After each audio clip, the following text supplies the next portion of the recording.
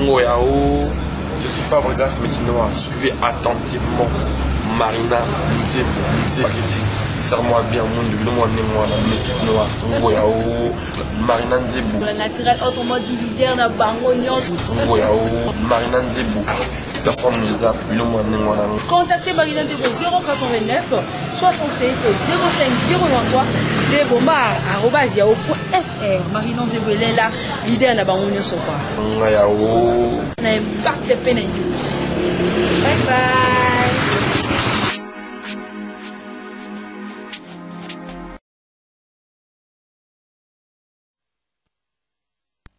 Notre mission, soit éclairer l'émission qui va toujours vous faire plaisir, soit éclairer, va toujours vous informer sur l'actualité de l'actualité locale, j'allais dire, nationale, internationale. Merci à toutes les personnes qui nous ont écrit sur notre boîte mail, qui nous ont écrit sur Facebook. Merci pour vos appréciations, merci pour vos reproches. Nous sommes toujours là pour vous faire plaisir. On a besoin de ces reproches-là pour nous corriger, pour que prochainement qu'on puisse faire mieux qu'avant. Voilà, Sois éclairé va vous faire plaisir et va toujours être présenté par Marina Nzebo que je suis. Merci à Shadrach qui tient la régie finale. Merci à Maës Indodioko qui tient nos caméras. Merci à toutes les personnes qui nous suivent de partout. Les personnes qui nous suivent à partir de notre site mail, de notre télé, Tam Tam Congo TV. Merci à tous les branchés. Merci à toutes les personnes qui s'abonnent sur cette chaîne en ligne. Merci à vous, merci à l'équipe technique qui me tient ce soir. Marina Nzebo est toujours là pour vous servir. Je profite de cette occasion pour souhaiter mes condoléances à toutes les familles qui ont perdu leur être cher.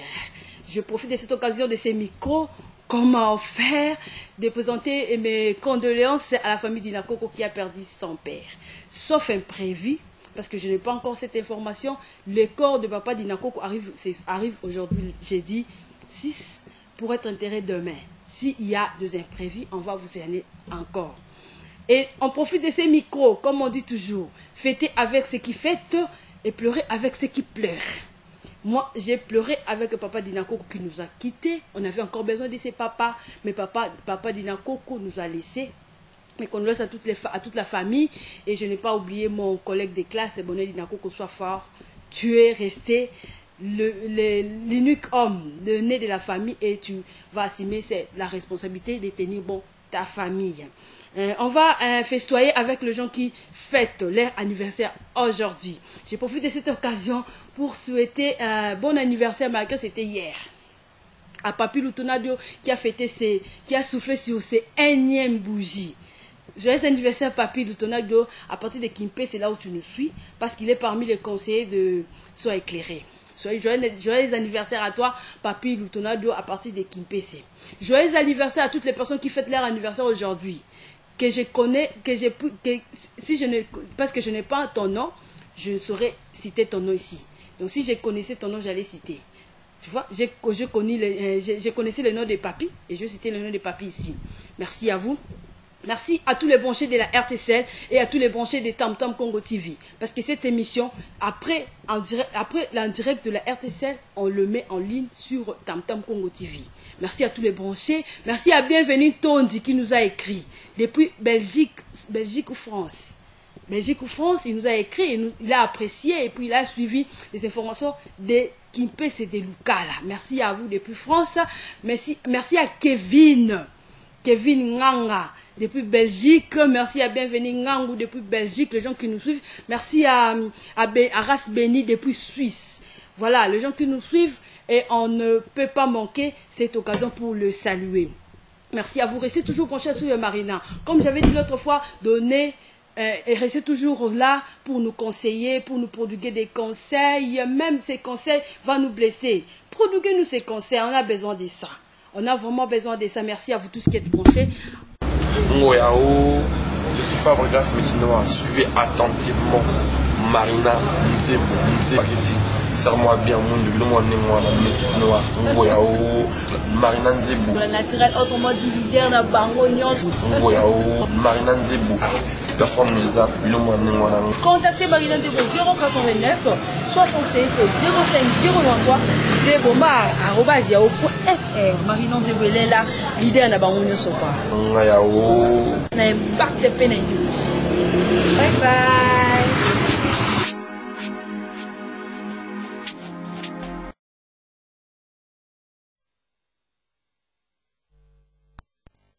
Partout, merci Nabino nous na ba message et ba réaction Nabino déjà to bandi ko yango. Merci na ba brancher Nyon sur Tam Tam Congo TV, votre télévision en ligne. Merci à vous, merci. Na ba Nyon so bazaka brancher baza scotcher baza paté kolandaka émission na biso sois éclairé les cas toujours chaque jeudi à partir de 20h30 à 21h15. On devait avoir un invité, il s'appelle Kimbangu, et c'est lui l'organisateur. Il y a marche où il y a que ça lié l'autre fois na PC, marche où ils qui dispersé par manifestants qui dispersé par la police. On devait avoir l'organisateur de ces marches, donc le sujet aux qui important sur marche, on a pas c'est qui très important, qui peut belé puisque nous avons déjà 6 heures. Tout le monde a dit qui déjà belé pour marcher, mais la police est qui dispersé bango. On devait parler de ça, mais quand cela ne tient, notre invité à se présenter. Je sais pas parce qu'il m'avait appelé avant même que l'émission est banda, avant même que tout comme 20h bouquet a confirmé qu'il y a. Mais dommage qu'il y a un comité. Quand cela ne tient, to collecte émission n'a pas bon ôté. To ba qui sont qui invité à y être. To faut tous un sujet monto lobela. Pour la construction qui peut c'est dans le cas celui qui sujet a été par rapport à sujet tout gens tout bon bien on a frigo parce que y a des capable ba mingi na ça ne ba interview belé na ça ne ba émission belé écoute va ratati c'est quand il y a un imprévu moroboé et celle qui a comati donc n'ayez bien donc zakara moi contre temps moi salami tout collecte bongoté tout le belé loko et ça passe et soit vraiment et nyokola bat ba souffrir bat ba nyokoma pour ne loko italien insécurité tout la tsana banzangungu c'est présumé bandit bakanga ki bango ils sont aux arrêts à la police donc bakanga ki bango pe justice et ça musana ngo yango baseng na population oyo basala bango mabemo bakende koloba pour bakora ko condamner bango parce que ceux qui mutu amonanité et causa que ba présumé on a ba bimisi bango ce qui muta monanité parce que ba koloba ke bazana muta fundi bango te ba ko bimisa bango yango esi basenga ka batu oyo ba bandi on a basala bango makambu ba botola biloko la bango parce que bazo boma bazo botola biloko batu bazo sala batu mabe bazo sala batu mabe il y a le samedi poto to tanela tongo ya dimanche na quartier Madiadia na Kimpesi quartier wana qui visiter na ba bandi comment ils opèrent ces gens yaya yango avant là avant kota na ndaku na yo ndingo kota ndaku na yo kanga porte ndaku no spirituellement kanga porte ndaku no physiquement parce que ces bandits ba komi kokota même na fête ko ça la fétiche pour ba kokakon pour la lisabino pongi bola la pongi aliwa boye bate bango ba koti pe ba opérer bo comprendre te na tongo bolamu ki beaucoup de porte au fond o bokanga ki bien donc quand on les qui visiter na butu ya samedi côté na tongo ya dimanche eza batu ba lela ki biloko na bango batu ba lela ki bambongo na bango batu ba lela ki o eza ba kam na bango bo bazaki averti batu wana ba kota ki na banda kuna bango te mo bazaki averti te batu wana ba ki kokota comment ils opèrent so ba komi bazui mai na ibite mai wana so ezo uta wapi na ibite mai wana so ezo uta wapi bazui mai basopi liboso a porte ngana visiter ki ba maison wana banda kwana ba yibaki basopi liboso a porte ba sopa liboso a porte et là lisibino mama na pongi la la pongi bango ba bandi coopérer parce que basa na biloko na bango o ebuka quand même ba serrir o ebuka quand même ba porte ce qu'on eloko zo sa pasi boko lala boye bate bo sutuka kana tongo bota be porte ko fongwa mape biloko ezati bolali pongia bibembe yango na lobi que soki ozolala nde nazo bakanga porte no spirituellement okangi porte no pe na normal ke na kangi porte na bato mabe ba okota te ata ba yeba omona porte na ngati parce que bazo opérer na bazo kende na babanda poko bo excusez kozwa biloko mabe po ba distraire biso tolala bapongi bango ba ya ba récupérer o eza biloko na biso ya bango te po bango ba luka te bango ba sala te ROM sous 20h ba lali 21h ba lali eto okomaka ba minu bango ba lamuki ba bandi ba opération na banda kuna biso tozala éveillé lokola bana nsele na mbanza ngungu bazala ki éveillé pe averti et ça dit que na complicité de la police na ba habitants à quartier ne ba dénoncer ba présumer ba présumer ba to ba osala insécurité to bando zala awa lukala kimpese insécurité zala te okozwa bilamba otandi na singo etale bilamba olali po la muki na tongo kuti bilamba wana bilamba ba oyiba te bato oyiba bazate otandi pozongi na tongo tiko lobosa so te lipapa mobo ya bien libanda olamuki na tongo yo kutongo place obosa na kiango muto oyiba ngo azate mais sikoyo ekoma ke okeipe okuti otikika bongo ekoma ka mi bango ba ba oleka wana ba ya ko récupérer donc bazo mema o bango bakuti wana ba okenango abiloko na biso o bakuti wana bazo kenango ezeloko ezo sala mabe eloko ezo sa pasi po eloko na yo sombi merci beaucoup mon ami de tous les temps de tous les jours eloko na yo sombi omoneli pasi obimiseli mbongo ebele baza posa ba benga biso kota suka toloba loba nonu po pesa ba point de vue obenga biso kota suka so bolobi mingi obengi biso kota suka poto toko tikela bino ata 10 minutes ya appel ke bo benga bo contribuer et ça biso bien merci beaucoup na bino so bozo benga de partout pe bo sa ba SMS donc eza na complicité na biso ba habitants neto sala poto dénoncer batwana ba bima na poisa po ba onyoko la biso to bomba ba ona mapangu na biso ba futela na mapangu na biso ba ko lopango ba oyoka baby ke bato ba futa na mapangu na biso ba futa bino pe mbongo bien yekuta za am to fin du mois ekokate da futu yo déjà mbongo na ye donc yango zo senga biso to za la vigilant na ba quartier bo kangi muta bongo bo dénoncer bo moni batu mongo balala ka na moi balali na butu bango ba bimi po ba opé batu ba obima bango ba obima te bango balali ba pongi parce que ba yebi ke bango ba bima na butu baza dio bango basaka maram na butu donc to luka to dénoncer to tika bango bongo te ata ba luanda kuna yo ba futa comme mongo ebele ezelo zo sunga te na ba quartier na biso ezelo zo sala bien te quand muto asombelo na ye asa déjà programme par exemple asombi déjà plasma na ye asombi déjà par exemple ventilateur na ye asa la soit affaire na ye siko bato ba côté lié ba yibie nyonso donc abandeli vie na ye à zéro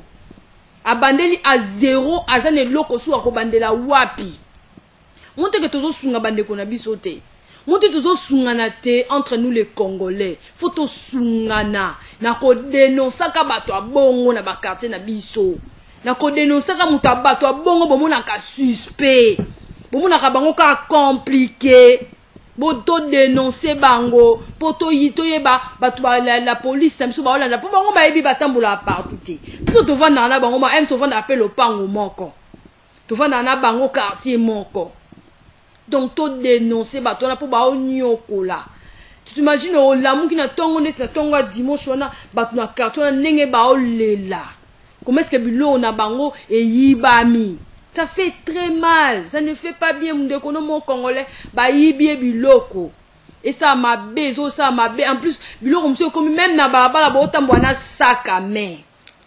Autant bona sac à main, bon moi peu bah koti le boko na kati ya sac na bah yibi trousse. O ça aime sur mbongo, e ko sunga aime sur na transport, e ko sunga aime sur na e ko sunga na unité. Mais bazu ba yibi ango bango ba bonga baliaka ngo bang po sila monte ke ba sunga biso te. Donc tout ça l'effort pour l'insécurité si là na quartier na ba quartier na biso toza, il faut dénoncer ces gens. Attends ça ne kona yo dénoncer. Dénoncer pour emsou e ba okange wana ake na centre de rééducation o ba bengi prison ba rééduquer au moins ka obima zongi mututi. Mais tant que zo bomba ye, tant que zo garder ye, au moins que criminalité zo mata du jour au lendemain, qui criminalité zo comme ma casse du jour au lendemain. Bon ça ba tout ba crime du jour au lendemain et ça m'a bé et ça bien té. Donc to sungana to e ba ko sunga baninga na biso bazo ko yiba bango baninga na biso ba ko yiba bango biloko to sunga bango pour criminalité et si là criminalité ko si là na ko dénoncer ce qui to boya ko dénoncer criminalité et si là té et bando ko continuer tozo battre après nini pour ça mwana na yo on a boté 9 mois na libumu na ko trahir yete oui asa mwana me bato azo yiba wana bato azo skoke baza pe bato abatuti monte que zo sa mabe monte que zo sa bien te to luka to dénoncer bato nos baza entourage na biso bato to mona mabe pembe na biso to dénoncer bango to mona que criminalité et aussi là. J'espère que Moutali Bosso ouais bengi biso il va contribuer je crois. Je dis allô. Allô. Il est parti. J'espère qu'il va revenir parce qu'il a commencé à appeler depuis longtemps. Son azoué parce qu'il avait commencé à appeler depuis longtemps. Merci à vous tous qui nous appelez déjà. Merci à vous qui nous envoyez déjà des SMS. Merci. Merci. Marina, rappelez Bango.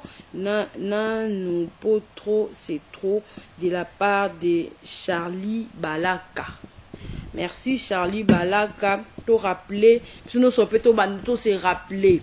Soto bosana ki, to se rappeler que ba bandi moro boé ba rôder tout autour na biso. Tout autour na biso. Ba bandi moro be ba bazo rôder tout autour na biso pour na sa biso mabe. Na sa biso mabe na ba oyiba biso bilo na biso. Lo na so sa ki programme, o sa le mbongo mo programme o limbongo na so mango lo boy. Po longo na bakaki na yo. Mais yo na bakaki no longo mais na bakaki na ba bazo nso so à zéro, bazo nso so na programme loko wana. Et ça vraiment bien été. Et ça bien été ma case. Donc tout qui te rappeler ka bango te biso nyonso. To zo rappel wana, to zo réflexe wana. Parce que ce qui biso nyonso, to telemi et que to dénoncer, to mona que criminalité et si la na on a pété nyonso.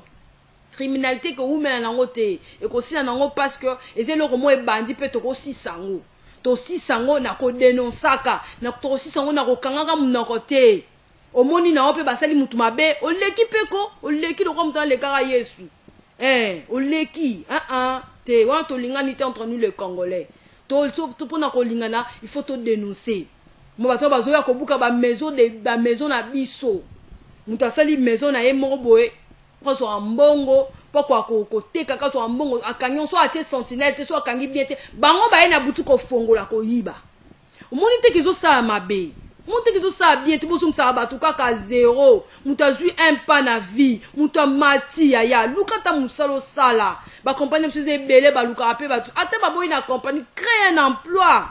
Ato bien na Congo musale de te sera raison. Na Congo musale zala pasi. Tu crées un emploi, tu verras que on peut évoluer nous facilement. Au moins que on peut évoluer facilement, nous soit éclairé bien. Donc j'espère que bateau so bolanda biso so bolingbo réagir, réagissez maintenant. Parce qu'il nous reste seulement 5 minutes. On va bientôt terminer parce qu'on a dit les temps c'est de l'argent, à la télé on parle pas beaucoup. Donc merci à vous qui nous écrivez.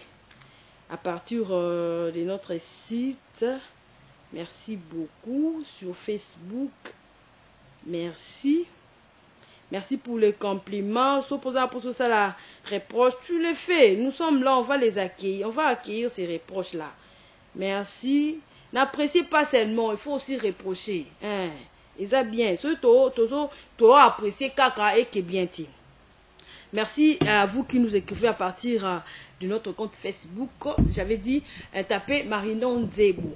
So beti Marinon Nzebo au mona Marina nzebo au mona ba publication au mona bilo no publiaka ceux qui osent pour s'abonner au petit tam tam Congo TV ndeto ba émission ndengele ki boye sur au tala kité m sur pas côté na bino kureza kité sur aux a connecté aux a connexion au côté na tam tam Congo TV au petit katen quand na zabo mona nga na zabo tout bilongo ka awa 23h émission côté en ligne ya boezalati ekomi to na poste to évoluer bato ba na étranger ba na poste ba ya boye mais ba obanga pour ni insécurité ba na poste ba ya ko ça ba faire ba obanga parce que insécurité.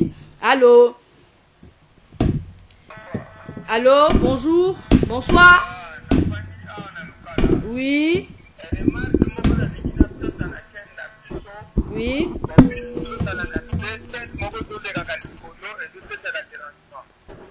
Oui.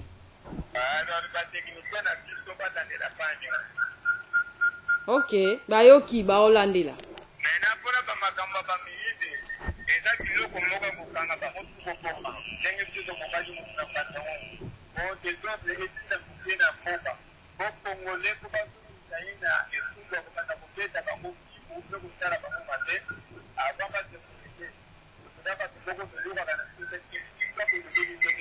Si on sali ma belle état au kangayo, tu montres que on sala ma belle yo dénoncer kaka.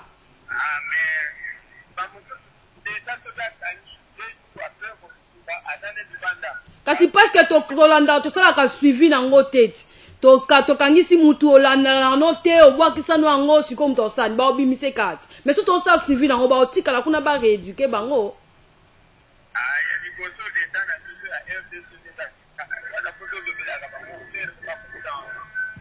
Ok, merci beaucoup pour la contribution na yo, merci papa. Ba technicien na biso ya RTCL ba yo ki pe ba ko changer.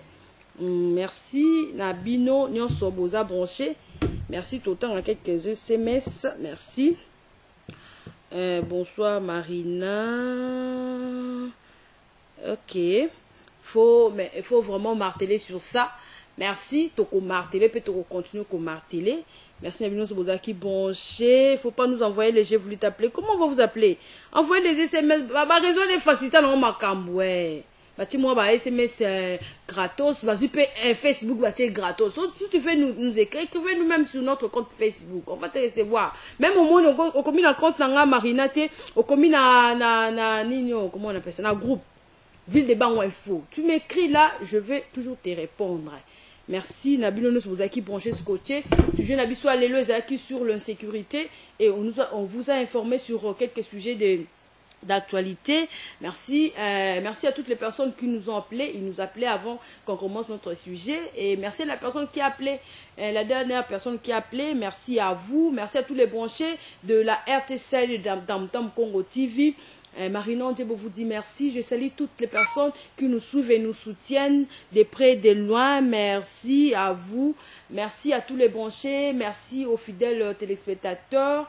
Merci à tous les abonnés. Des abonnés du Tam Tam Congo TV. Si vous voulez être abonné, vous abonner au moins que vous recevoir des vidéos tout le temps.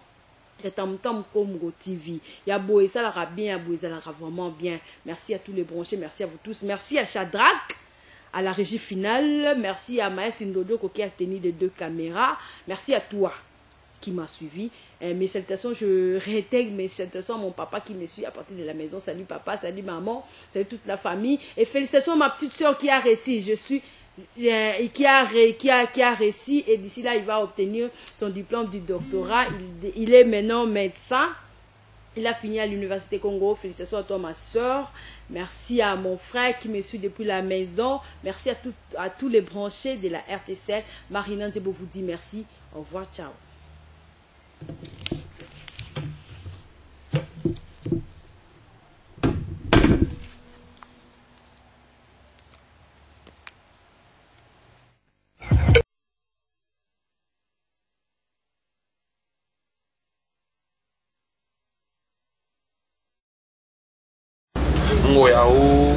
Je suis Fabregas Métinois. Suivez attentivement Marina Ndiebo.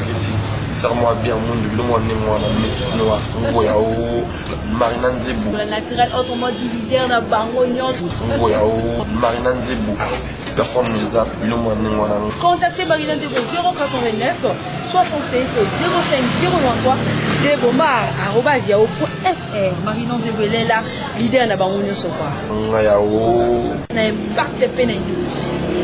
Bye bye.